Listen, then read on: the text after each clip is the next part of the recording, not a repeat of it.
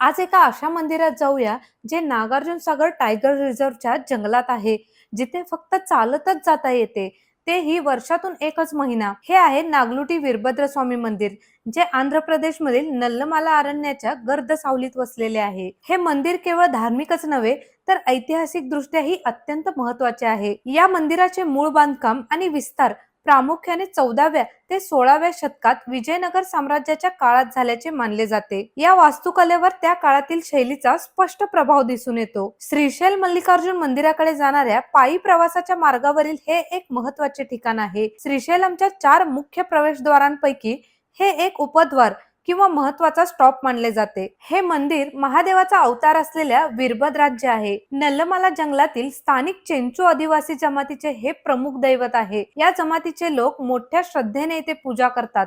मंदिरामध्ये वीरभद्रांच्या शेजारीच काळमा माता आणि शिवलिंग आहेत. हे मंदिर अगदी घनदाट जंगलात असल्यामुळे इथे वन्य प्राण्यांचा वावर खूप आहे. त्यामुळेच इथे येण्यास बंदी आहे. फक्त महाशिवरात्री आणि गुढीपाडव्याला होणाऱ्या पादयात्रेतच इथे येता येते. असे म्हटले जाते की या कालावधीमध्ये स्वतः वीरभद्र स्वामी आणि मल्लिकार्जुन स्वामी प्राण्यांना इथून लांब ठेवतात आणि चालत जाणाऱ्या भाविकांचे रक्षण करतात.